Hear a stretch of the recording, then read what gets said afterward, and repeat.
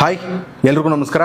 ನಾನು ಚೇತನ್ ನಾಯಕ್. ಸ್ನೇಹಿತರೆ, ಒಂದು ಕಡೆ ಯಾರೊಬ್ಬ ಪುಣ್ಯಾತ್ಮ ಗೋಗಳನ್ನ ರಕ್ಷಣೆ ಮಾಡ್ತಾ ಇದ್ದಾರೆ. ಅದನ್ನ ವಿರೋಧಿಸಿ ಒಂದಷ್ಟು ಜನ ಮುಸ್ಲಿಂ ಸಮುದಾಯದ ಜನರು ವಿರೋಧವನ್ನು ವ್ಯಕ್ತಪಡಿಸ್ತಾ ಇರುವಂತದ್ದು. ಮೊದಲಿಗೆ ನೀವು ಮಾರೋದನ್ನ ಬಿಡಿ, ನಮಗ್ ಮಾರ್ತಿರೋದು ಯಾರು, ನಮಗೆ ಸಂತೆಗೆ ತಂದು ಕೊಡ್ತಾ ಇರೋದು ಯಾರು, ಮೊದಲು ನೀವು ಮಾರೋದನ್ನ ಬಿಟ್ರೆ ನಾವು ತಿನ್ನೋದನ್ನ ಬಿಡ್ತೀವಿ ಅಂತ ಕ್ಲಿಯರ್ ಆಗಿ ಹೇಳ್ತಾ ಇದ್ದಾರೆ. ನಾಚಿಕೆ ಆಗ್ಬೇಕು ನಮ್ಗಳ ಜನ್ಮಕ್ಕೆ. ನಮಗೆ ಹಾಲು ಕುಡಿಯೋದಕ್ಕೆ ಹಸು ಬೇಕು, ಹೊಲದ ಕೆಲಸ ಮಾಡೋದಕ್ಕೆ ಎತ್ಕೊಳ್ಬೇಕು, ಮನೆ ಮುಂದೆ ಸಗಣಿ ಸಾರ್ಸಕ್ಕೂ ಕೂಡ ಸಗಣಿ ಬೇಕು, ಅದೇ ಎತ್ತು ಸಗಣಿ ಬೇಕು. ಆದ್ರೆ ಆ ಒಂದು ಎತ್ತಿಗೆ ವಯಸ್ಸಾದಂತ ಕಾಲದಲ್ಲಿ, ಆ ಒಂದು ಎತ್ತಿಗೆ ಅನಾರೋಗ್ಯ ಬಂದಂತ ಕಾಲದಲ್ಲಿ ಅದು ನಿಮಗ್ ಬೇಡ, ಅದನ್ನ ಮಾರ್ಬಿಡ್ಬೇಕು. ನಿಮ್ಮ ತಾಯಿ ತಂದೆ ವಯಸ್ಸಾಗುತ್ತೆ, ಅವ್ರನ್ನು ಮಾರ್ಬಿಡಿ. ಯಾಕೆ ಇಟ್ಕೋತೀರಾ? ದಂಡ.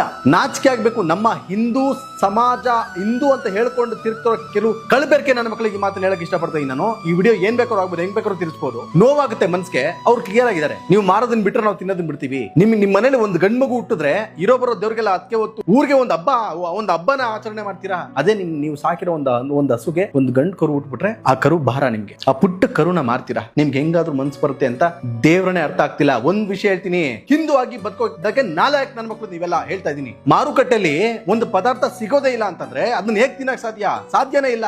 ಮಾರ್ತಿರೋದೇ ನಾವು ಮಾರ್ಬಿಟ್ಟು ಅದನ್ನ ತಿನ್ಬೇಡಿ, ಅದನ್ನ ತಡೀರಿ, ಹೇಗ್ ಸಾಧ್ಯ ಆಗುತ್ತೆ? ಯಾವಾಗ ಬದಲಾಗೋದು? ಒಂದ್ ಕೆಲಸ ಮಾಡಿ, ನೀವು ಬೆಸ್ಟ್ ಕೆಲಸ ಏನ್ ಮಾಡ್ತೀರಾ ಗೊತ್ತಾ? ಹಿಂದೂ ಅಂತ ಎಲ್ಲೂ ಹೇಳ್ಕೋಬೇಡಿ, ಹಣೆ ಮೇಲೆ ನಾಮ ಇಟ್ಕೋಬೇಡಿ. ಹೇಗೆ ನೀವು ಅವ್ರು ಹೇಗ್ ತಿಂತಾರಲ್ಲ, ಆ ಸಮಾಜದವ್ರು ಹೇಗ್ ತಿಂತಾರಲ್ಲ, ಎತ್ತುಗಳನ್ನ ಕರುಗಳನ್ನ ಹೇಗ್ ತಿಂತಾರಲ್ಲ, ಆ ಸಮಾಜದಲ್ಲಿ ನೀವು ಸೇರ್ಕೊಂಬಿಡಿ. ಅವಾಗ ನೀವು ಬಿಸ್ನೆಸ್ ಮಾಡಿ, ಅವಾಗ ಯಾರು ನಿಮ್ಮನ್ನ ಕೇಳಲ್ಲ. ಈ ಆಪಾದನೆನೂ ಬರಲ್ಲ ಹಿಂದೂಗಳ ಮೇಲೆ. ಆದ್ರೆ ನೀವು ಮಾಡ್ತಿರೋದೇನು, ಹಣೆ ಮೇಲೆ ನಾಮ ಇಟ್ಕೋತೀರಾ, ಅದ್ರದೇ ಅನ್ನ ತಿಂತೀರಾ. ಅದ್ರ ಪರಿಸ್ಥಿತಿ ಏನಿರುತ್ತೆ ಕೇಳಲ್ಲ. ಮೂಗ್ ಪ್ರಾಣಿ ಕಣ್ರಿ ಅದು. ಅದ್ರ ನೋವುಗಳು ಹೇಳ್ಕೊಳುತ್ತಾ? ನಮ್ಗೊಂದ್ ಸಣ್ಣ ನೋವಾದ್ರೆ ನಾವ್ ಹೇಳ್ಕೊಂಡ್ಬಿಡ್ತೀವಿ, ಅಮ್ಮ ನೋವು ಅಪ್ಪ ನೋವು ಅಂತೀವಿ. ಅದ್ ಹೇಳುತ್ತಾ? ನಾವ್ ಅರ್ಥ ಮಾಡ್ಕೋಬೇಕು. ಅದು ಗಟ್ಟಿಯಾಗಿದ್ದು ಅದಿರೋಷ್ಟು ದಿನ ಕೂಡ ನಿಮ್ಗೆ ನಿಮ್ಮ ಹೊಲದಲ್ಲಿ ಅದು ಕೂಲಿ ಆಳ್ಗಿಂತ ಕಡೆಯಾಗಿ ನಿಮ್ಗೋಸ್ಕರ ತ್ಯಾಗ ಮಾಡಿರುತ್ತೆ ಹೊಲದಲ್ಲಿ. ನಾವು ಬಿಸಿಲು ಅಂದ್ರೆ ತಡಿತೀವ, ಮಳೆ ಬಂದ್ರೆ ತಡಿತೀವಿ, ಓಡೋಗ್ತೀವಿ ಒಳಗಡೆ. ಅದ್ ಹಂಗಲ್ಲ. ಮಳೆ ಬರ್ಲಿ ಬಿಸಿಲು ಬರ್ಲಿ ಏನೇ ಬರ್ಲಿ ನಮ್ಗೋಸ್ಕರ ಹೊಲದಲ್ಲಿ ಬೇವ್ರು ಸುರ್ಸುತ್ತೆ. ಅದ್ರ ಬೇವ್ರು ಯಾರಿಗೂ ಕಾಣಲ್ಲ. ಎಲ್ಲ ಮಾಡಿಸ್ಕೊಂಡು ಕೊನೆಗೆ ಅದು ವಯಸ್ಸಾದ ತಕ್ಷಣ ಮಾರ್ಬಿಡ್ತೀರಾ. ಎಂತ ಕೆಟ್ಟ ಮನಸ್ಥಿತಿ ಅಲ್ವಾ? ನಮ್ಮೋರೇ ಸರಿ ಇಲ್ವಲ್ಲ. ನಮ್ಮೋರ್ ಸರಿ ಇದ್ರೆ ಯಾವ್ದು ಆಗ್ತಾ ಇರ್ಲಿಲ್ಲ. ಮೊನ್ನೆ ರಾಷ್ಟ್ರಮತೆಯನ್ನಾಗಿ ಪರಿವರ್ತನೆ ಮಾಡಬೇಕು, ಗೋಗಳನ್ನ ವೋಟ್ ಮಾಡಿ ಅಂತಂದ್ರು. ಎಷ್ಟು ಜನ ವೋಟ್ ಮಾಡಿದಿರಾ ನಿಮ್ ಯೋಗ್ಯತೆಗೆ?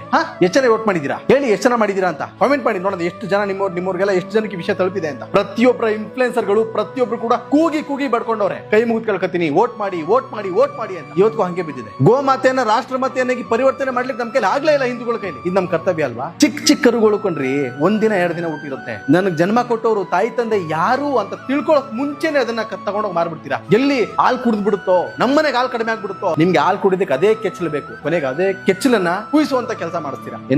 ಎಂತ ದುರ್ವಿಧಿ ಅಲ್ವಾ? ಹಿಂದೂ ಅಂತ ಹೇಳ್ಕೊಂಡು ನೀವು ಮಾಡ್ತಿರೋ ಕಚಡ ಕೆಲಸಗಳು. ಈ ವಿಚಾರದ ಬಗ್ಗೆ ನಿಮ್ಗೆ ಅನ್ಸುತ್ತೆ ಅಂತ ಕಾಮೆಂಟ್ ಮಾಡಿ. ಮತ್ತೆ ಯಾರ್ಯಾರು ಕಚ್ಚಡ ಬೇವರ್ಸಿ ಹಲ್ಕ ಟಪ್ಪರ್ ನನ್ನ ಮಕ್ಕಳು ನಮ್ಮ ಹಿಂದೂ ಅಂತ ಅನ್ಕೊಂಡು ಮಾರ್ತಾ ಇದಾರಲ್ಲ ಇನ್ನೊಬ್ರಿಗೆ ಮತ್ತೊಬ್ರಿಗೆ, ಅಂತ ಕಚಡ ಬೇವರ್ಸಿ ನನ್ನ ಮಕ್ಕಳಿಗೂ ತಲುಪೋರ್ಗೂ ಕೂಡ ಈ ವಿಡಿಯೋನ ದಯವಿಟ್ಟು ಶೇರ್ ಮಾಡಿ. Thank you.